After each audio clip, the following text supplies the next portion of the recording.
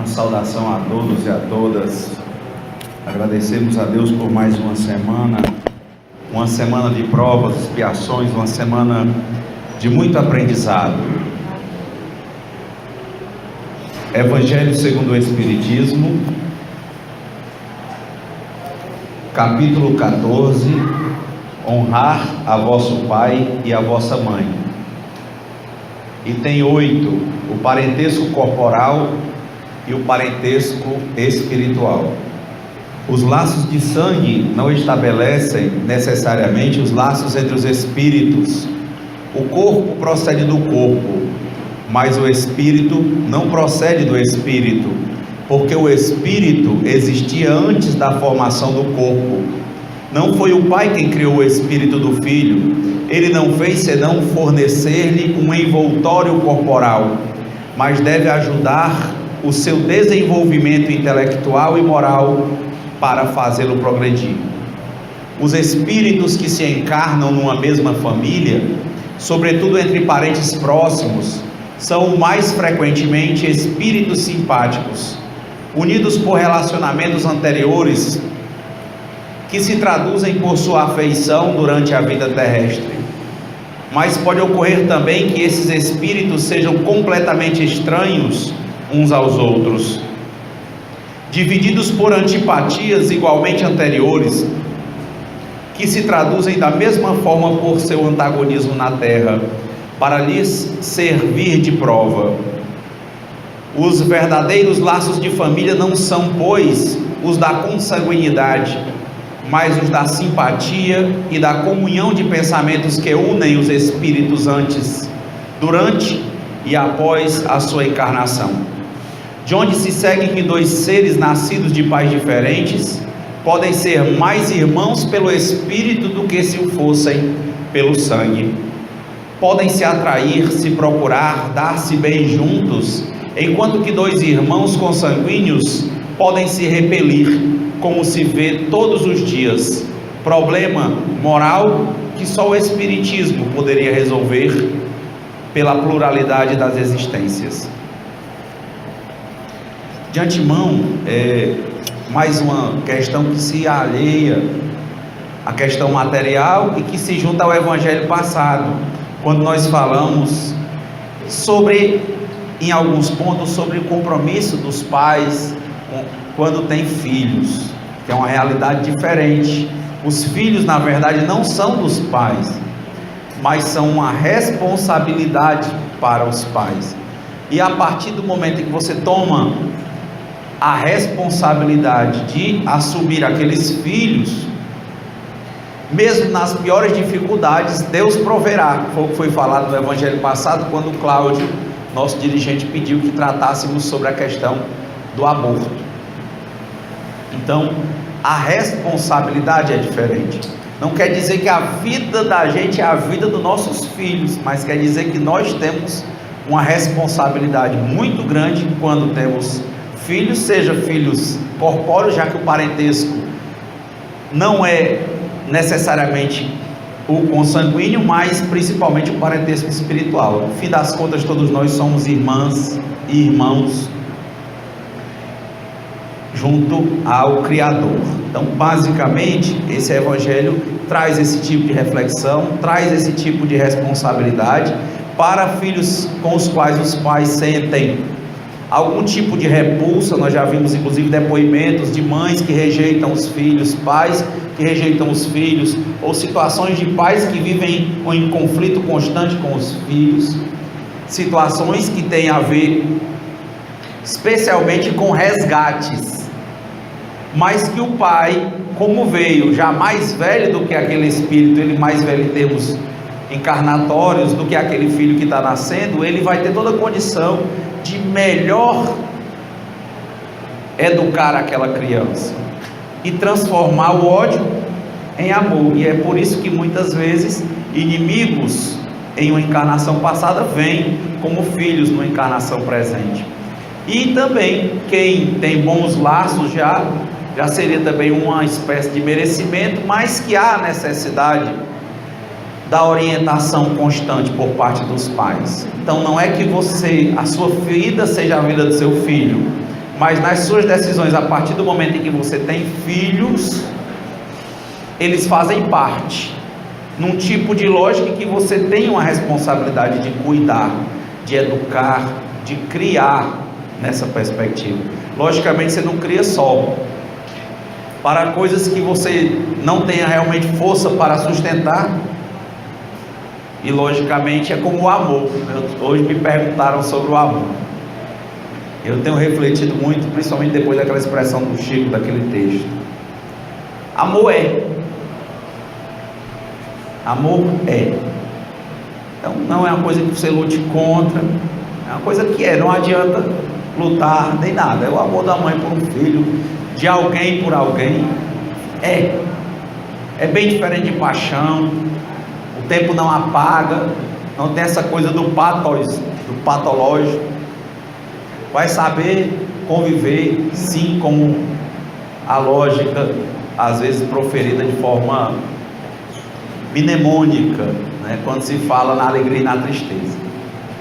Então ele vai superando essas coisas, e a tendência do amor pelos filhos, né, só por ser pai e filho, nesse tipo de contexto social em que nós vivemos, já tem uma tendência de facilitar a relação da transformação de ódio em amor, desde que o pai ou a mãe assuma a responsabilidade, coloque um pouco o seu individualismo à parte, em razão dos filhos, nesse sentido, mas não educando nem criando para eles, mas criando para a vida, para que eles sejam independentes, consigam viver, mas de forma respeitosa, de forma a fazer o bem.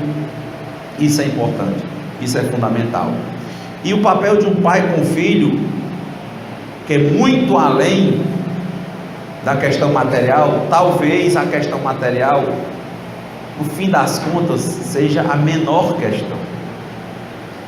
Talvez a questão material, no fim das contas, seja a menor questão, porque Deus provê essas situações materiais, mas o filho se sente constantemente dependente do pai, enquanto orientador, enquanto exemplo, enquanto modelo, e que quando o pai tem a noção, ou a mãe, de que ele claudica, de que ele falha, que ele seja claro com o filho, no sentido de que a claudicância, o erro e a falha são parte dessa existência, mas não quer dizer que nós, ao claudicarmos, cairmos, errarmos, nos comprazamos, né? Fiquemos felizes com a queda. É importante que não fujamos, que digamos, que façamos a explicação do que aconteceu, e realmente sempre demonstremos um bom ânimo para mudar, para sermos diferentes, mas que nem o pai seja possessivo com o filho, e nem o filho seja possessivo com o pai. Que haja essa lógica de uma educação, uma criação, uma afetividade, de respeito, do caminho bom para criar, para que ele seja um espírito que possa melhor exercitar o seu livre arbítrio. A mudança, finalizando aqui essa parte do Evangelho, o nosso dirigente recebeu uma inspiração e tem sugerido agora que aos domingos a gente trate sobre temas específicos. A semana próxima passada, ele nos solicitou que falássemos sobre o aborto, e essa semana ele pediu que nós falássemos sobre suicídio e obsessão. Então, como sempre, e aí relembrando mais uma vez a importância de vocês escutarem no YouTube os depoimentos, é um depoimentozinho de 2 horas da esposa do Herculano Pires, que é um dos tradutores aqui do Livro dos Espíritos. Esse meu, ele é o tradutor, e que teve toda uma vivência de defesa do Espiritismo na linha kardecista. Então essa discussão de tratar os temas com base em Allan Kardec. Então Kardec tem muito a nos ensinar. Então quando o dirigente nos pediu, a primeira coisa que eu disse: vou estudar. E aí fui pegar o Livro dos Espíritos, agradeci a oportunidade e fui pegar o Livro dos Espíritos. Exatamente Isso aqui é um manual, todo mundo deveria ter. Porque na hora que você tem dúvidas, às vezes você quer ler de uma vez e acha cansativo, porque são perguntas e respostas diferentes dos livros, por exemplo, dos romances espíritas. Mas é importante fazer uma primeira leitura refletida, quem sabe fazer um estudo dirigido ou uma leitura coletiva, algo que a gente sugere aqui no centro. Quem sabe se alguém se habilita a fazer a leitura das obras de Kardec aí na semana. Por exemplo, começar com o Livro dos Espíritos, separa um capítulo, algumas questões e marca aqui se tem o Evangelho ou tem a mediúnica na segunda, por exemplo, se tem o curso na terça, se tem os trabalhos na quinta. Por que alguém não poderia se habilitar a ter o compromisso de vir ler coletivamente, por exemplo, o Livro dos Espíritos como primeira obra básica, e separar uma hora antes do evento, ou uma hora depois, ou meia hora, ou separar um dia para isso e virem ao centro para fazer o estudo das obras básicas? É muito importante. Como é o estudo dirigido? A gente faz um giro, roda, fica alguém sentado lendo e a gente comenta. Todo mundo. Entenda, o curso é uma coisa diferente. Nós estamos falando da leitura, ser redundante, pleonástico, literal do livro. Chegou independentemente de qualquer curso. Vamos ler 10 questões do livro. Pronto. Marca, semana que vem, mais 10 questões do livro. Pode ser no domingo, antes da mediúnica. Lê. Quem estiver junto vai comentando, cada um manifesta. É importante que tenha um que tenha o compromisso de vir para fazer a leitura, quem sabe o Sérgio, lê quando tiver um tempinho e pergunta para as pessoas o que eles têm a dizer sobre o que foi lido. Se eles não disserem nada, você vai dizendo e ocupando aquele tempo, mas é uma reflexão boa. Eu tenho participado disso em outros centros, acho muito positivo, tá? Então, eis as respostas. Até porque às vezes é chato para algumas pessoas lerem, às vezes não tem esse costume. E ter uma leitura dirigida com alguém que tem um compromisso, que também está querendo aprender, não é para dar aula, ninguém vai ensinar. Não é diferente do curso, que o curso, por exemplo, o Cláudio tem condições de ensinar para o trabalho. Mas aqui não, é uma leitura dirigida, um estudo dirigido. Acho que é uma boa sugestão. Olha, veja os temas. O Cláudio me pediu para falar hoje sobre suicídio e obsessão. Eu fui lá no livro,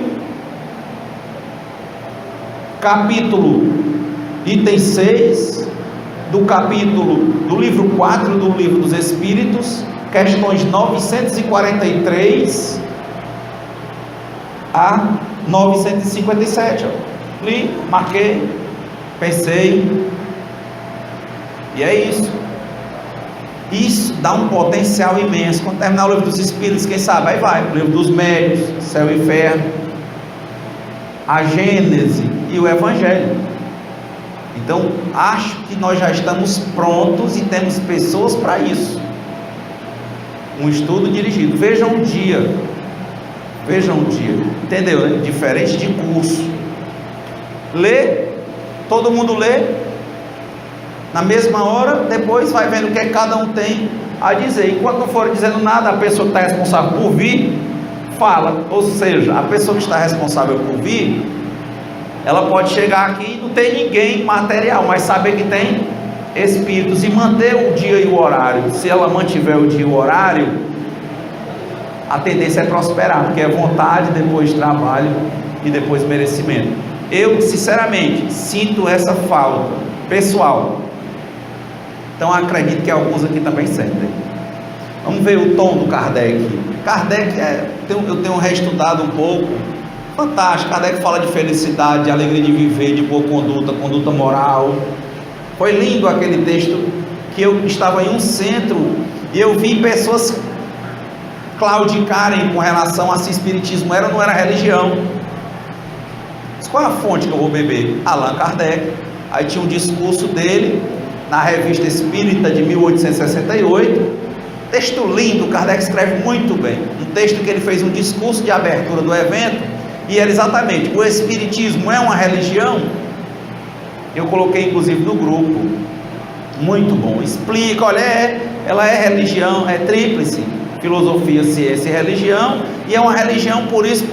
Não tem rejeição com as demais religiões, não tem a questão tradicional de rituais, não há um ritual específico, mas é religião por isso. Explica um parágrafo extenso, bom, claro, e ele diz: é uma religião que ensina, que mostra que quando as pessoas têm uma prática pautada em uma escolha espiritual no caminho do bem, elas tendem a enxergar a felicidade. Foi a coisa mais interessante que eu achei do texto de hoje. Ele diz: tenha paciência, porque a felicidade é sólida, felicidade sólida e durável nos espera. Para quem já tem outras interpretações, que a vida é só um vale de lágrimas, como dizia Schopenhauer, né? Que é sempre tristeza, que é sempre dureza. Ele diz: não, a depender do seu nível evolutivo, do cumprimento das suas tarefas, da assunção das suas responsabilidades, você vai sim encontrando a felicidade, ou enxergando a felicidade sólida e durável, porque não vai embora. O que nos acontece de problemas tem a ver com a necessidade que nós temos de aprender, e não aprendemos apenas observando. Vem os problemas para nos ensinar. Por que os problemas? Por que as dores? Diante do espírito embrutecido, não existe acaso. Deus sabe quantos fios de cabelo tem na cabeça de cada pessoa. Agora, existem provas e expiações. Provas para os espíritos que já estão em um nível evolutivo interessante e que precisam retornar, às vezes, por amor, por caridade, para junto dos seus semelhantes, e vêm ser provados diante das limitações deles. E expiações para os problemas que nós temos no momento, identificamos e vamos sendo expiados, às vezes, na dor, porque não conseguimos, diante do orgulho, do egoísmo, do individualismo, do egocentrismo, nos afastar da matéria. E não raro é isso que leva, por vezes, de uma encarnação a outra, aos distanciamentos. Isso é uma marca, por exemplo, que está aqui no texto do Kardec. Qual é a consequência de cada ato? Lei de causa e efeito. Palavras do Kardec, não. Palavras do Espírito de verdade, depois de uma pergunta feita pelo Kardec. E ele diz: cada expiação é proporcional à gravidade da falta. Por mais que nós não entendamos os conflitos pelos quais nós estamos passando, não há acaso. Deus não é sádico. O que está acontecendo também não é para nos punir, é para nos ensinar. Muitas vezes, muitas coisas são expiações dos nossos defeitos atuais, e outras do mau aproveitamento que nós tivemos na nossa encarnação anterior, ou nas nossas encarnações anteriores. E aí vamos expiando de forma proporcional à causa. Os espíritos são claros em dizer que o retorno não é igual para cada um. Tem gente que diz: olha, cometeu suicídio com um tiro na cabeça, voltará louco. Não necessariamente, porque a espiritualidade, junto com aquele espírito, engendrará um plano que faça com que ela aprenda. Não é a dor que vai fazer ela ensinar. Aliás, não é a dor que vai fazer ela aprender. Pode ser também, mas o modo em que ela vai ser engendrada, e que sempre será possível não ter dor. Mas muitos casos, como a expiação é proporcional à prova, muitos, não estou dizendo todos, teve gente que, por exemplo, não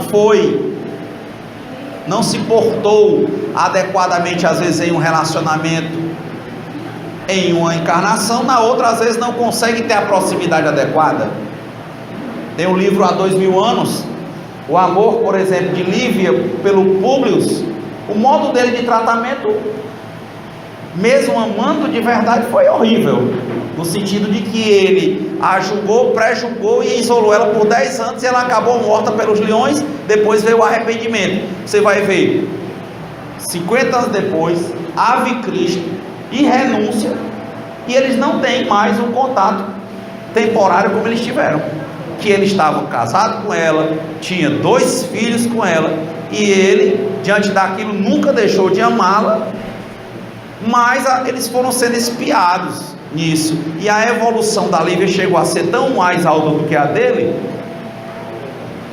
que ela não precisava mais, no livro Renúncia, reencarnar, e ela escolhe passar por provas. Mas veja, enquanto ele, não é porque ele foi punido com 3 encarnações sem a proximidade da Lívia, é porque ele ainda não tinha vencido o orgulho dele. Ele, com os elementos que ele tinha, ele ainda não estava maduro.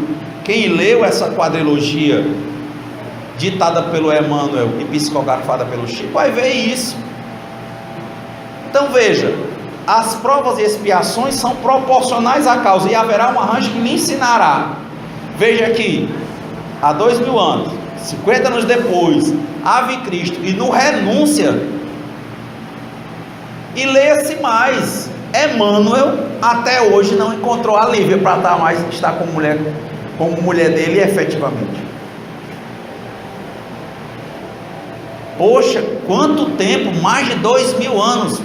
O tempo da gente é diferente do tempo de Deus. A discussão é, ele aceita os desígnios de Deus? Ele já se submeteu a nível de tentar ter humildade e aprender a ser uma pessoa melhor? Porque o que a Lívia sentia por ele, creio que ainda sinta, e toda a vida que ele precisou dela, ela estava ali, inclusive para renunciar à evolução sem dor, sem encarnação. Então, uma primeira perspectiva. Então, começando dizendo que, logicamente, que haverá para quem se suicida, que descumpre lei natural, não punições, haverá lições que são expiações proporcionais à falta, em um arranjo feito pela espiritualidade com a própria pessoa, que leve ela a ter condições de melhorar. Mas não poderia resolver de uma vez só? Poderia, só que nós somos embrutecidos, não temos fé, não aprendemos, nos revoltamos, não temos resignação, nos rebelamos, e aí não adianta. É como nadar contra a corrente marinha. Quanto mais força você faz, de nada adianta. Mais cansado você fica e continua sendo levado. A forma de resistir é se transformar. Essa é a forma. Então, de início, eu achei 3 frases de impacto no Livro dos Espíritos sobre o suicídio. Primeira pergunta, no item 943: de onde vem o desgosto pela vida que se apodera de alguns indivíduos sem motivos plausíveis? Eu acho essa a maior pergunta, porque é algo que nos visita, o desânimo, a desilusão, a tristeza, mas porque nós permitimos. Aí ele começa a dizer, de onde vem isso? Efeito da ociosidade. Eu entendia quando diziam que a mente vazia era a morada do demônio, diferente, né?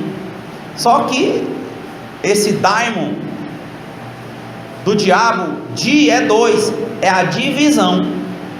Quando você está ocioso, sem fazer nada, você é cheio de dúvidas. Você é cheio de dúvidas. Diabolo, dúvida, discórdia, a divergência. Então começa a dúvida. 2, efeito da falta de fé. Porque primeiro, quem tem fé não pensa que o que está acontecendo com ele é por acaso, porque crê que existe um Deus e que Deus é bom e que só quer o nosso bem, e ele aceita. Ele olha para cada coisa, seja pequena coisa para ele, seja coisa que ele mensura e avalia como grande, como importante. Na hora que ele vai se impacientar, ele pede força a Deus, porque ele diz: por que ele está se impacientando? Ele se pergunta: por que você está se impacientando? Não, porque eu acho que isso aqui é besteira. E você acha que Deus não é onisciente? Não sabe de tudo? Tem ciência de tudo? Será não acha, não crê que existe acaso, ou você crê que existe acaso? Porque se não existe acaso, não é besteira, tudo é importante.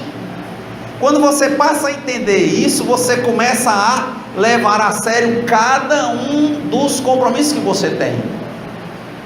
Fantástico o poema do Mário Quintana, que alguns até repaginaram, colocaram como o tempo, mas o nome não é o tempo. Depois vocês procuram na internet, mas ele começa assim: a vida são deveres que a gente levou para casa. Aí conhece. Quando se vê, já é meio-dia. Quando se vê, já é domingo. Quando vê, é o Natal. Mas isso, quando se vê, passaram 60 anos. Não que o Mário tenha tido a sapiência de enfrentar a questão espírita, porque a hora ele diz assim, quando se vê, até para os que refizeram o poema dele, dizem: quando se vê, já não dá mais tempo de procurar aquele amor. Sempre há, porque nós somos imortais. Temos que saber esperar em Deus. Temos que aprender a sentir o fluxo da vida. E quando estivermos sentindo o fluxo da vida e atuando, desempenhando os nossos papéis, fazendo a nossa parte, nós não vamos nos impacientar, porque não haverá ociosidade. Os deveres vêm e todo mundo sabe o que tem que fazer. E é impressionante a clareza do paradoxo que diz que quem tem menos tempo é quem tem mais tempo. É impressionante. Por quê? Porque você vai vendo as responsabilidades e vai fazendo, vai vendo as responsabilidades e vai cumprindo. Estávamos falando aqui sobre o cuidado com o seu trabalho, com o instrumento que você trabalha. O cuidado seu com o seu próprio corpo não quer dizer uma louvação ao corpo, mas, por exemplo, se você fala, por que não cuidar da fala? Para que você fale melhor. Por quê? Porque a sua fala é um instrumento.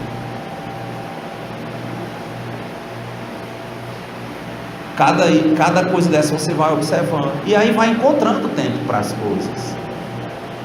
Se você tem possibilidade de estudar, por que não tentar ser cada dia o melhor estudante, e a cada atividade que se lhe apareça, se lhe apresente, você não cumpra de forma cada vez mais diligente, e não termine sempre o que você começou.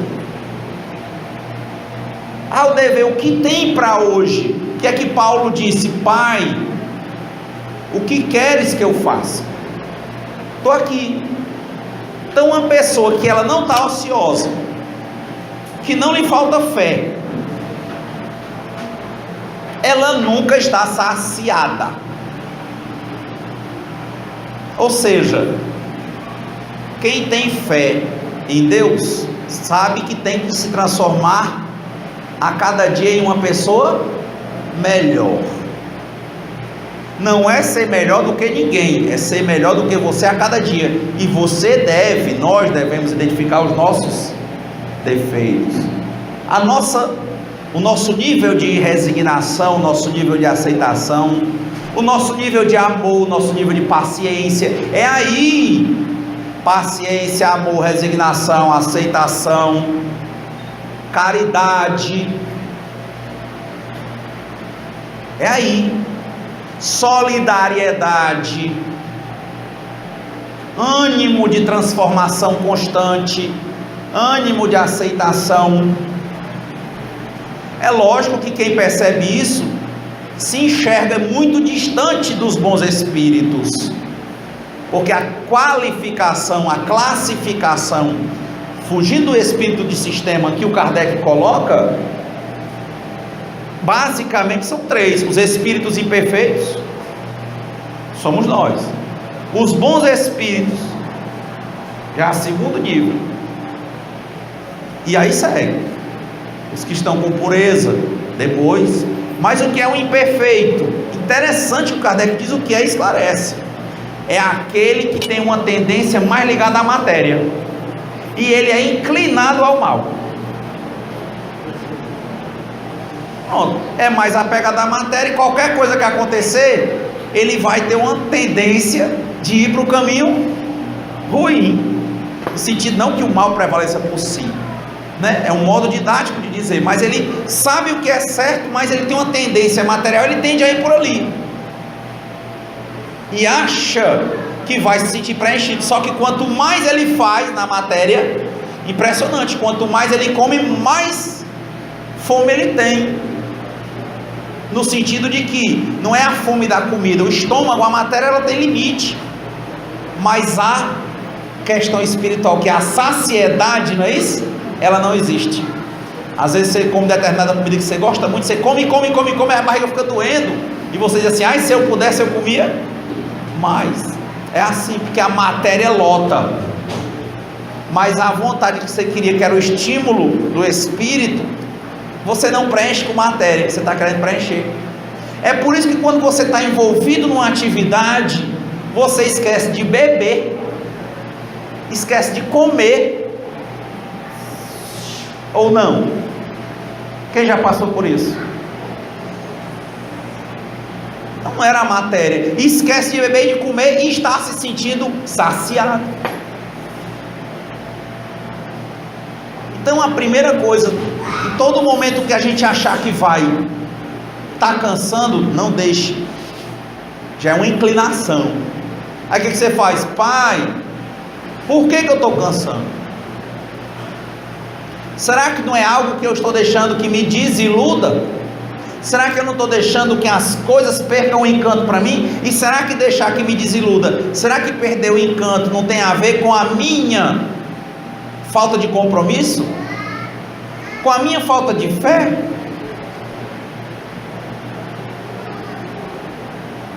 No instante você ganha energia. Eu já tenho testado isso. Eu lembro que sexta-feira eu estava indo para o aeroporto de Congonhas, e uma colega ia comigo levando, e eu estava assim, eu disse: olha, hoje eu estou com um olhar cansado. Mas eu lembrei, eu disse: não, pai, não posso estar cansado, deve ser que de alguma forma eu estou me desiludindo com alguma coisa. Será que a coisa perdeu a graça? Se as coisas estão do mesmo jeito? Eu disse: opa. Aí eu comecei a lembrar: opa, está em alguma falta de fé, vamos transformar isso aqui. Aí comecei a conversar com ela, deu a vontade, disse: não, vamos animar. A partir do momento que eu não me deixei me entregar, porque inclinado ao mal eu sou, porque eu sou um espírito imperfeito, mas eu combato isso, porque vai chegar um dia em que nós seremos bons espíritos, não vamos ter inclinação para o mal. Qual a marca do bom espírito? Ele só se inclina para o bem. Ele pode até não estar bom ainda, perfeito, mas ele se inclina sempre para fazer o que é bom. A gente já consegue, vez por outra, encontrar isso na gente, né? Uma vontade de fazer o que é bom, mas na dificuldade a gente ainda se inclina para o que não é. E aí eu deu a vontade de perguntar para ela, do nada, se ela era religiosa. Pronto. Veja que eu parecia que estava cansado fisicamente, a conversa começou a fluir. Ela começou a conversar da vida dela e toma engarrafamento. Quando viu, a gente já estava no aeroporto. Ela disse: poxa, tudo ficou leve. E eu fiquei sem sono. Temos que combater a desilusão, o desgosto, o desânimo. E ele está dizendo aqui: desgosto e desânimo só tem a ver com isso, ó. Efeito de ociosidade. Que horas foi que eu fui pensar isso? Em tese, no final da minha jornada material. Fui ficar ocioso. Eu disse: mas eu não posso ocupar com outra coisa não. Falta de fé, porque achar que ali era uma coisa que Deus não tinha nenhuma previsão de atividade para mim. Não é isso não. Sequer lembrei de Deus, achei que era tudo matéria. Mas se a matéria é só um arranjo do Espírito. E o terceiro ele diz: sensação de saciedade. Eu achei que já tinha trabalhado demais. Olha, só dá certo, a porta bem abertinha. Você acha que materialmente está saciado, como que diz, não estou mais precisando de nada, já fiz a minha parte. Nós nunca vamos concluir a nossa parte. Nunca. Ponha isso no seu caderno. O progresso não cessa. Então sempre tem atividade. Então não fique saciado achando que está pronto. Não está. Achando que acabou. Não acabou. Não acabará. Então ele diz: saciedade, falta de fé, ociosidade. Então lembre sempre: não trabalho para os homens, mas trabalho para Deus. O Senhor botou, é o que Jó diz, né? O Senhor deu, o Senhor tirou. E se for da vontade de Deus, o Senhor coloca no lugar. Eu não quero algo que não seja natural. Hoje mesmo eu estava pela manhã no Paulo Estevão, e orando eu pensava: Pai, certas situações que eu refleti sobre a minha vida, e eu sempre coloco essa questão: se for natural, que aconteça. Mas eu não quero forçar, porque, como disse o Emmanuel, ser feliz é servir a Deus. Façamos a nossa parte. Ele continua e diz: olha, de onde vem o desgosto pela vida? Efeito da ociosidade, da falta de fé e geralmente da saciedade. Para aqueles que exercem as suas faculdades com um fim útil e segundo as suas aptidões naturais, o trabalho nada tem de árduo ou de árido, e a vida se escoa mais rapidamente. A vida material, você vai, como eu disse, você se envolve. E lembre, não é o seu trabalho material. Você é professor, advogado, médico, sei lá, o que você for, pedreiro, vendedor. Você está trabalhando para Deus, e ali você está aprendendo e ensinando ao mesmo tempo. Pronto. Uma vírgula essa questão do ganhar dinheiro e ter o que comer, porque Deus provê. E lembre sempre: quanto mais você atende melhor ao trabalho, mais trabalho aparece. É o que o André Luiz diz no fim do livro Nosso Lar: quando o trabalhador está pronto, o trabalho aparece. E não tenha dúvida, e não se desespere. Também não seja o ceifador, né, que está ali trabalhando e já não consegue parar nem um minuto pensando materialmente. Isso que eu digo: quem serve a Deus ou a Manon, a Deus ou ao dinheiro? Porque ele estava ali, quer dizer, tem um trabalho, faça seu trabalho, mas pensando que está trabalhando para Deus. Então o trabalho vai surgir em termos espirituais, e seu trabalho terá todo o diferencial que você precisa. Agora, na hora que chegar, por exemplo, o momento da pausa no trabalho material, que é para Deus também, e você tiver de assumir outra atividade, saiba se desligar. Por quê? Porque ali também é trabalho para Deus. Que diferente do ceifador é ficar, né, direto pensando na matéria: quanto eu ganhei hoje, quanto eu vou ganhar amanhã, abrir a conta. Não pare, as coisas têm que ter tempo. o trabalho para Deus não cessa, mas os trabalhos que Ele quer vão se encerrando. Como a gente diz, deve-se matar ou vem para a gente matar em regra um leão por dia. Deixe o dia trazer os seus problemas, as suas inquietações, e temos por obrigação encontrar alegria no nosso viver com o que nós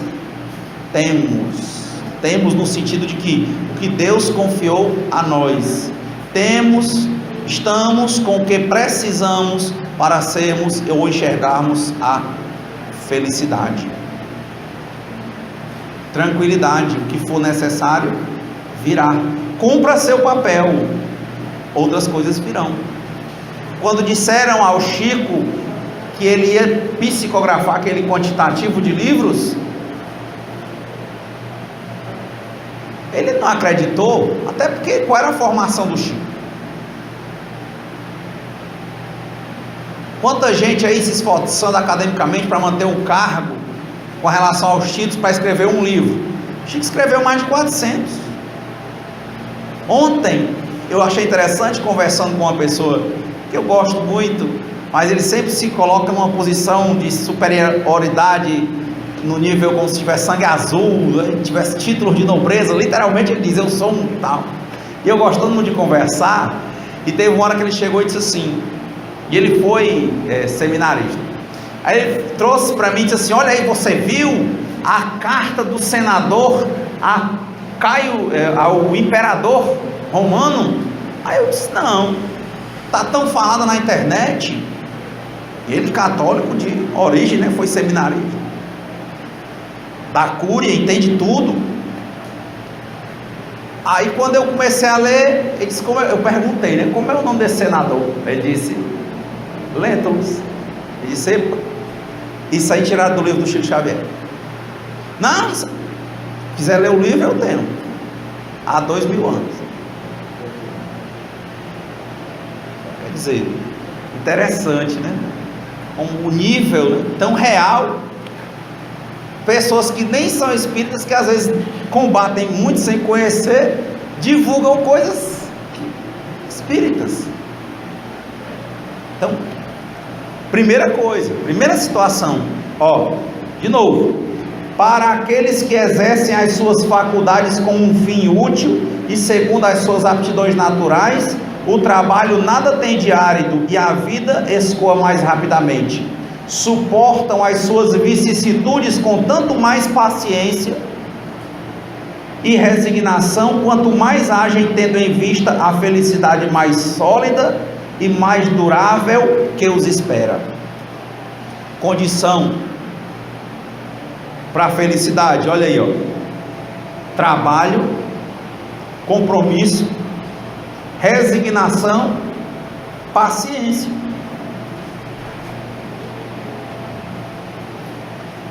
Outras perguntas vêm: se o homem tem direito de tirar a própria vida, na 944, na 945, né? Eu achei interessante que a pergunta já é uma resposta. Eu achei, diz assim, o que pensar do suicídio que tem por causa o desgosto da vida? Resposta dos espíritos: insensatos. É uma resposta com pergunta: por que não trabalhavam? A existência não lhes teria sido tão pesada. E de novo, não é o quanto você ganha, não é para a pessoa, não é se aquilo vai te promover, te elevar, não é isso materialmente, é pensar que está trabalhando para Deus, desde o simples cuidado com a sua própria saúde, ao trabalho que você presta e, como diz, ganha o pão. Tudo é trabalho para Deus. Esse trabalho não cessa, vai cessar os seus momentos em cada uma das atividades momentâneas ou diárias. Então ele diz aqui, outro ponto que eu achei interessante foi a pergunta 946: que pensar do suicida que tem por fim escapar às misérias e às decepções deste mundo? Resposta dos espíritos: pobres espíritos que não tiveram a coragem de suportar as misérias da existência. Guarda esse trecho. Deus ajuda aos que sofrem. Lembra? Aquele texto de Pegadas na Areia, que ele viu um mapa da vida dele e viu que sempre havia duas pegadas e era ele e Jesus. E teve um momento que ele só viu uma e ele percebeu que era o momento em que ele estava passando por mais aflições. Olhou para o mestre e disse: mestre, exatamente na hora que eu estava passando por mais problemas, talvez tenha sido por isso que eu passei por mais problemas, o Senhor me deixando andando sozinho, mestre. O mestre olha para ele e diz: você prestou atenção que as pegadas ali estavam um pouco mais fundas? Disse: não. Pois olhe novamente. Disse: ali era eu andando, carregando você nos meus braços. Aí ele: o que é uma má interpretação de uma mente ociosa que não está desenvolvendo seu trabalho para Deus e falta ali fé? Mestre, nessa hora o Senhor me deixou, mestre. Resposta dos Espíritos: Deus ajuda aos que sofrem, e não aos que não têm forças nem coragem. Por quê? Porque se você, não é que Ele está te abandonando, que você não quer a ajuda de Deus, Ele deixa você viver a sua materialidade de acerto e erro. Mais dia menos dia você virá. Foi o que Jesus perguntou ao Lentulus: eis um momento determinante na sua vida, você vai decidir se é agora ou mais na frente você vai me seguir.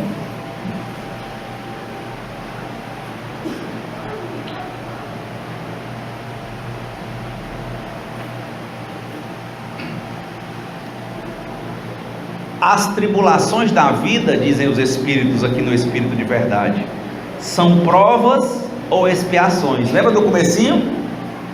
A expiação é proporcional à gravidade da falta. As tribulações da vida são provas ou expiações. Felizes os que as suportam sem se queixar. Muitas vezes alguém olha para você, quando você começa a aderir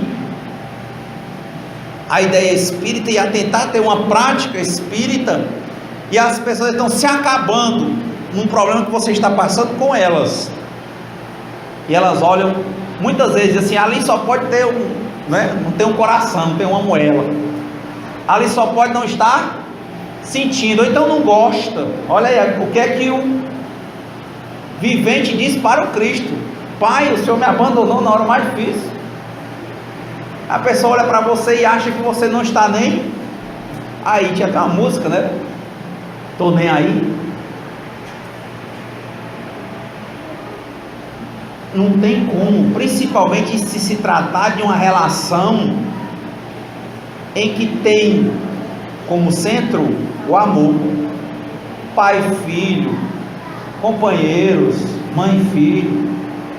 Porque o amor, de novo, não adianta lutar contra. Quem ama, ama. Amar, como diz o Mário de Andrade, verbo intransitivo, não precisa de complemento, você ama e pronto. Quantos filhos, talvez aqui tenha até algum ou alguma, que brigaram com os pais e um dia acharam que era melhor retroceder e ficar junto dos pais, amando pai e mãe e tudo, e não raro dizendo: mamãe, a senhora estava certa, papai, o senhor estava certo. Que amor pode brigar, pode, como é que diz aqui no Ceará, né? Estribuchar, não adianta. Então ele levanta essa perspectiva, né? Então não tem do que se queixar, mas muitos confundem, né? Não, você é porque você não sente, porque você não gosta, porque eu não sei porque as pessoas querem lhe ver chorando. Mas vai chorar para quê? Se você acredita que existe um Deus, que Ele é infinitamente bom, que Ele só quer o seu bem, que a vida é de provas e expiações, que você sabe que se cumprir a sua parte, você vai trabalhando, cumprindo e se tornando uma pessoa, um espírito melhor, e vai sentindo a felicidade mais sólida. O que é que você quer? Topar no tempo? O que é o tempo para Deus?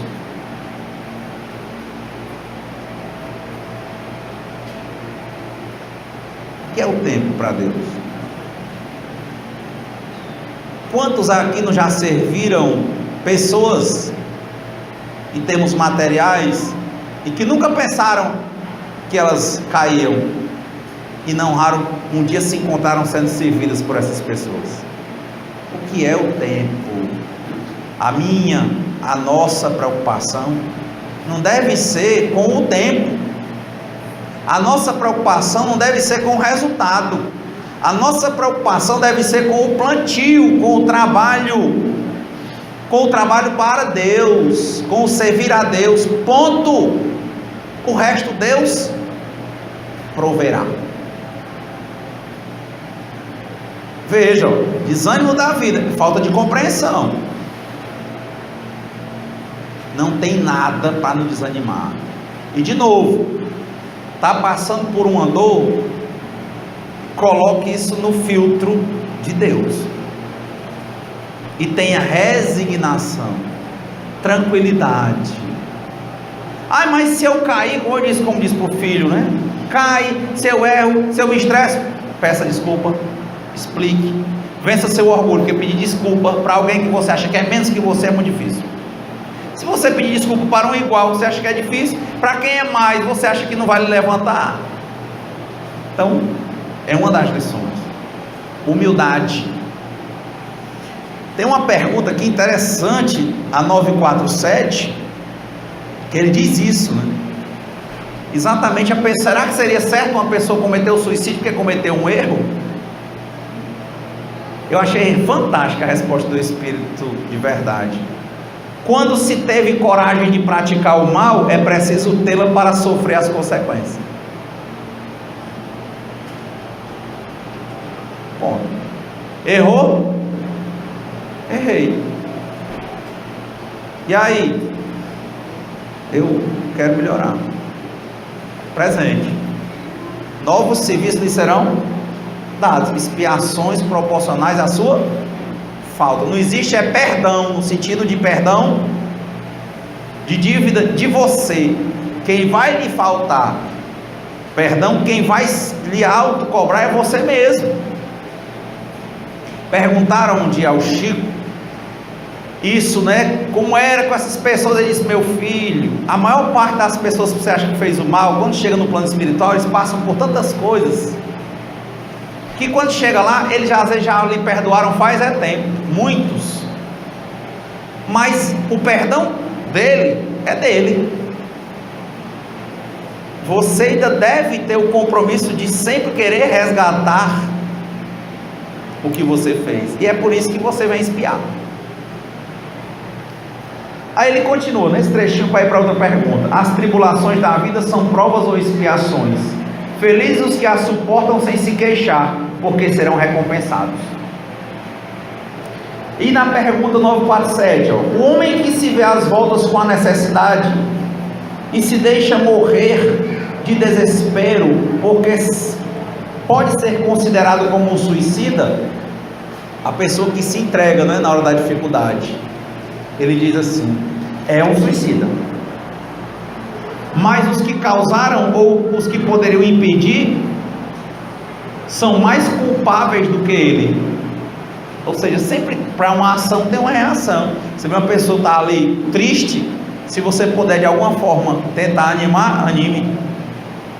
Se é por culpa sua, se você puder tentar reparar, repare. Emmanuel disse uma frase que eu achei, guardei, né? Ele diz assim: o não é necessário, o sim é bom,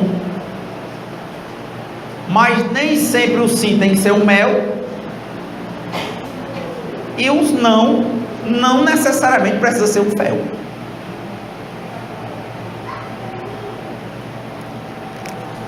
Aí ele vem e continua aqui na resposta, né?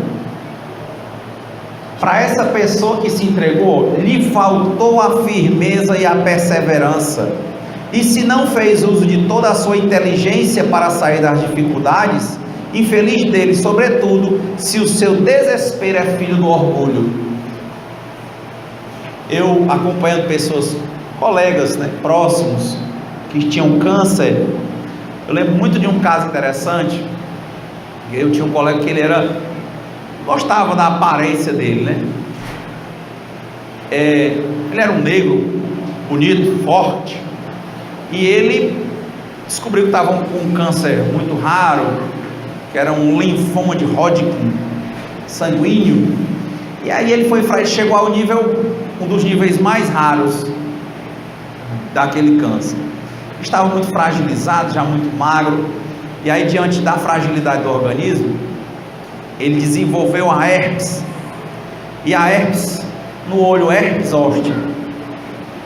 Aquilo ficam bolhas, são altamente contagiosas, e depois, quando seca, fica preto, literalmente preto, da cor de ameixa.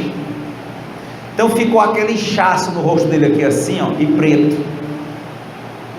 E eu ia lá para tentar animá-lo, para a gente dar uma volta, e eu senti que ele tinha vergonha, ficava assim com pano, não queria sair, também esquentava, mesmo depois de curado. Eu dizia, levantava sempre essa questão, disse, olha, essas questões do povo, você tem sua vida, não sabe nem até quando você está aqui encarnado, vamos andar. Interessante, ele primeiro pensou na vergonha, mas depois de conversando, ele começou a abandonar isso. Porque ele diz, olha, é difícil quem desiste. Aí no primeiro momento ele disse para a família dele, né? Ele andava armado sempre. E se ele começasse a sentir alguma dor, ele dormia com um revólver embaixo do travesseiro. Ele disse para a mãe, para a irmã, que ele não ia aguentar a dor. Eu achei fantástico assim as coisas de Deus. A gente sempre conversava. E um dia ele fraquejou tanto que ele não tinha força para nada, nem para comer, nem nada.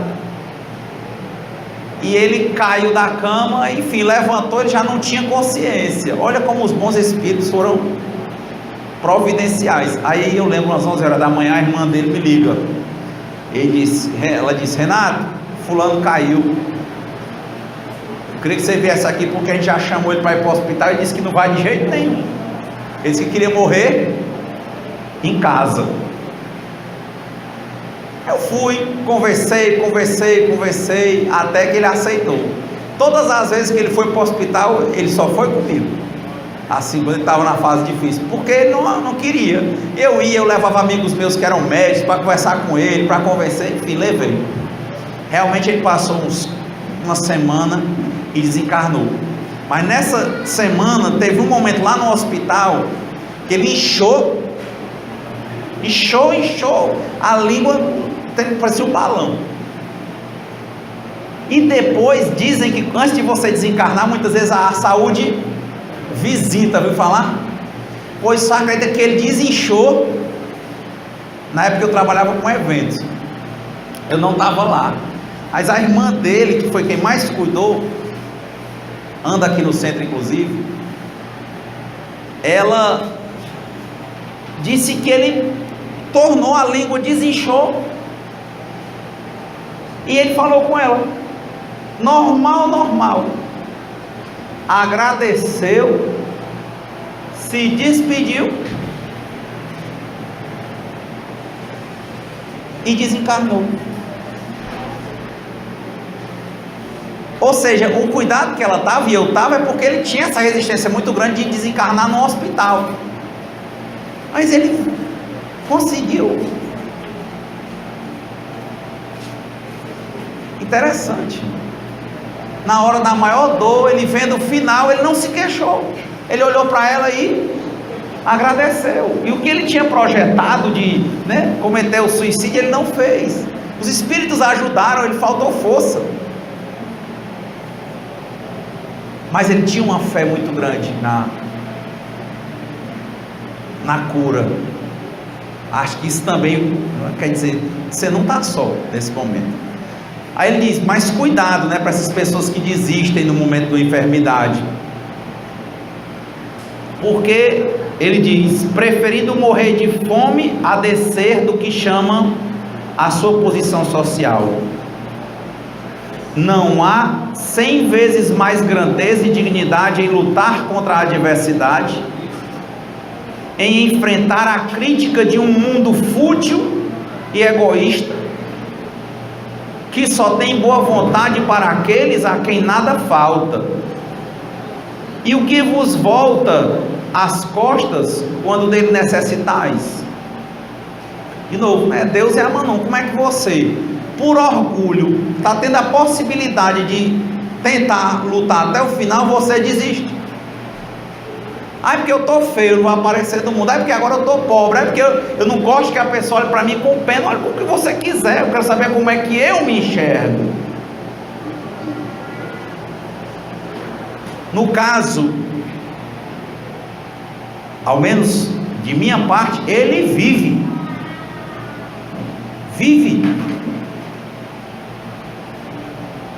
Eu lembro quando meu avô desencarnou, eu fui dirigindo o carro levando o caixão, e havia pessoas que não conseguiriam ver aquilo. Vocês acreditam que eu não lembro do meu avô no caixão? Eu só lembro dele vivo. Com a minha avó do mesmo jeito, eu lembro dela viva. Ela vive. E hoje eu também fui questionado, né? Às vezes com algumas situações que são muito reais dentro de mim, se eu estou distante. Eu disse: eu nunca fiquei distante, porque isso aqui é vivo dentro de mim. Quem é que mata as coisas? Somos nós. Ou queremos matar, né? Porque tem coisas que não são mortais. Não são mortais, não passam. A gente falou do caso do amor, por exemplo, entre a Lívia e o Lentulus. Distância física não é distância espiritual. Impressionantemente não passa. Sempre lembro da novela, acho que é o Casarão, né? Que ele era o pintor da casa, se apaixonou pela filha do dono e não podia ter o relacionamento. O cara mandou a filha para bem longe, ele para outro canto. Depois ela casou com outra pessoa, foi ver a vida dela. Ele já não conseguiu casar com ninguém, ele gostava dela. Enfim, ela enviou, o tempo passou, ela nunca esqueceu dele. E aí eles se reencontraram, eles já idosos. E era bonita essa cena da novela. Quem lembra dessa novela antiga? Ela diz assim, ela chega atrasada no encontro. Ele estava lá, ele nunca casou nem com ninguém. Ele estava esperando por ela. Tudo que ele fazia, pensava nela. Aí ele lá esperando, ansioso, ela chega, né? Uma senhora, ele idoso e ela idosa. Aí ela diz: ô, desculpe, eu me atrasei. Ele disse assim: só 40 anos. Né? Não foi assim, né? Novela. Então quer dizer, olha a postura dele. Não é porque não deu certo por questões sociais que ele se matou, que ele se entregou. Aquilo continuou vivo dentro dele, porque provavelmente, ao menos na história, era amor. Não mata, não morre, não adianta. É diferente de paixão. De novo, ele se matou? Não. Ela se matou? Não. Foram cada um cumprindo seus deveres. Não estavam em tese se queixando, mas estava vivo. E é uma coisa que o suicida não entende: o espírito é imortal. Problema de relacionamento, problema de qualquer coisa que você tiver, não vai ser resolvido com o seu desencarne. O que acontecerá é você ter uma programação mais pesada na que vem, que pode ter uma ligação direta com o modus operandi do seu suicídio, e pode ter outras formas. Kardec e o Espírito da Verdade são bem claros, no sentido de que tem várias formas de expiar um suicídio, tá? Pergunta 948. Quer dizer, para quem acha Kardec chato de ler, olha, não acho, olha como é interessante. Interessante talvez termos um estudo dirigido. Pega um capítulo como esse, ótimo. O suicida que tem por fim escapar à vergonha de uma ação má é tão repreensível como o que é levado pelo desespero. Ele diz: o suicídio não apaga a falta. Aí fala o texto que eu falei para vocês. Quando se teve a coragem de praticar o mal, é preciso tê-la para sofrer as consequências, mas principalmente reparar. Pontos importantes aqui, já do tempo urgindo, né? Eu vi duas situações em que o Kardec diz que não são suicídio.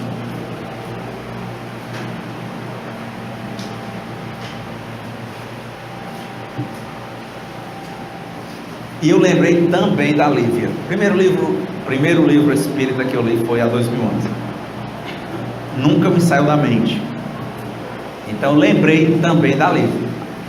Primeira situação, pergunta 951. O sacrifício da vida não é às vezes meritório quando tem por fim salvar a de outros ou ser útil a seu semelhante? Os espíritos ponderam e diz assim: antes de o realizar, deve refletir se a vida não poderá ser mais útil que a sua morte. Mas dizem, isso é sublime, de acordo com a intenção. Veja, não é o suicídio em si o problema é o seu motivo, o que lhe leva a isso, a sua intenção. E o sacrifício da vida não é então um suicídio. Um sacrifício não é meritório senão pelo desinteresse. Todo sacrifício feito à custa da própria felicidade é um ato soberanamente meritório aos olhos de Deus, porque é a prática da lei da caridade. Aquele que a ela renuncia pelo bem de seus semelhantes não comete um atentado, é um sacrifício que ele realiza. Deu um caso, Lívia. Quando Lentulus achou que a Lívia estava traindo, que não estava, ele disse que tinha todo o poder de matar, a lei humana permitia, mas ele disse que não ia matar não, mas ela ia ficar isolada dentro de casa, não podia falar com ele, não podia falar com ninguém, muito menos com os 2 filhos. Ela ficou assim, nada menos do que 10 anos, completamente isolada, uma mulher que era da elite, dos passeios, das festas, não saía de casa. E a única pessoa que ficou amiga dela era a doméstica da casa, e que a alegria delas duas era irem cultuar o cristianismo, né, na época, né, o Cristo, foi logo depois que o Cristo é crucificado, foi a coincidência disso, né? E a alegria dela era orar e ir para as catacumbas, porque eles louvavam escondido. 10 anos se passaram, a pessoa que criou o imbróglio, que levou o marido a achar que a mulher o traiu, estava perto de morrer, ia desencarnar, e se arrependeu, pediu para falar com ele, e contou toda a história, que era mentira, que ela sempre foi uma mulher direita, para aquele tempo, para aquela época. Ele voltou para casa arrasado, disse: vou falar com ela, agora eu vou voltar, tudo vai ser lindo. Ela sempre foi de casa, não é isso? Só que 10 aninhos que ela só tinha contato com essa doméstica.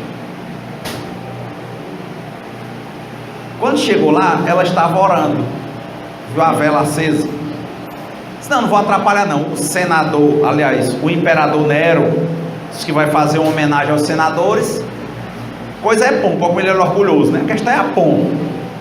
Ela vai ficar muito mais feliz se na hora que o imperador me der algum presente, eu me ajoelhar e entregar nos pés dela. Aí não foi atrás de falar com ela. Naquela noite, ela segue para as catatumbas para orar. Nero estava perseguindo os cristãos e prendeu, inclusive o pessoal que estava na catatumba que ela estava. Como ela era uma nobre, eles usavam uma capa que chamavam pálio, né? E a cor da nobreza era o vermelho. Então ela estava com o pálio vermelho dela, a roupa da nobreza. e foi presa com todo mundo. A doméstica nem se preocupou, disse, não, quando eles virem o dístico dela, né, as distinções, vão liberar na hora. Quem é que o cara vai prender? Uma cidadã romana da nobreza? Ela também sabia disso, não tinha saída, ali provavelmente ia ser a morte. Ela sentiu, ela olhou imediatamente para a doméstica e disse, agora vamos trocar as roupas. Ela disse, não, vamos trocar as roupas agora, me obedeça. Ela disse, não senhora, eu tenho uma dívida muito grande com você, você foi a minha única amiga nesse tempo todinho, e aqui provavelmente eu vou sair, e você tem muita vida, você é mais jovem, troque as roupas. Ela trocou, foi dito e feito. No outro dia a homenagem do imperador era exatamente botar os leões no Coliseu para devorar os cristãos. Ele lá não encontrou a mulher, sentiu um aperto, e quando ele chegou da homenagem, estava a doméstica com a roupa da mulher, ele brigou com ela, e ela foi contar a história. Aí ele ficou arrasado, ele sai para a sacada da casa dele, fica olhando, os pedaços das pessoas botavam nos postes, para servir de exemplo. E aí viram os soldados brigando por um objeto, né? Ele mandou eles virem, e eles obedeciam, que era o senador. Vem aqui. Quando eles vieram, quando eles abriram a mão, era o pingente de ouro dela, do casamento dele com ela, que tinha o rosto dela em ouro e o dele dentro do pingente. Veja, a Lívia aí, ela se entregou, é o que ele diz. Isso aí da Lívia foi um suicídio? Os espíritos dizem, não, foi um sacrifício, não tinha jeito dela viver. Se ela vivesse, ou vivia a outra, ela tinha uma dívida, abriu mão da vida dela pela outra, não tinha outro jeito, e ela salvou por gratidão. Então, já concluindo, né, o tema eu fui vendo no livro todo, eu só vi essas duas situações, né? Eu vi a primeira, que era essa da questão 951, em que suicídio é um sacrifício. Tem que ser muito bem pensada essa questão, ele fala, né? Nesse caso dela eu achei que era perfeito para exemplificar. E vi outro caso, outro único caso, em que certos países as mulheres, quando o marido morria, tinham que se queimar vivas pelo marido. Aí os espíritos dizem, isso aí não é suicídio, porque há uma tradição, é muito forte, elas são obrigadas a fazer, e elas fazem por medo. Então nesse caso não é um suicídio. Então os demais casos, todas as perguntas que eu vi são suicídio, contrariam a lei e vão ter expiações de acordo com as provas. Mas nesse caso da Lívia, lembrem-se das perguntas, a 955 do Livro dos Espíritos e a 951, são os dois únicos casos que eu vi. Concluindo, quais são as consequências, né? Expiação proporcional à gravidade da falta, desapontamento, persistência mais prolongada e muito mais tenaz do laço que liga o perispírito ou o espírito ao corpo, e uma prolongação da perturbação. Para os demais, finalzinho, não há culpabilidade quando não há a intenção ou a consciência positiva de fazer o mal. Muita paz.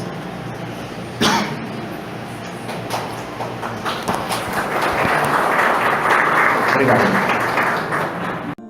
Fazei-me um instrumento de vossa paz. Onde houver ódio, que eu leve o amor. Onde houver ofensas, que eu leve o perdão. E onde houver discórdia, que eu leve a união. Onde houver dúvidas, que eu leve a fé. Onde houver erros, que eu leve a verdade. Onde houver desespero, que eu leve a esperança. Onde houver tristeza, que eu leve a alegria. E onde houver trevas, que eu leve a luz. Amém. sei que eu procure mais consolar, que sei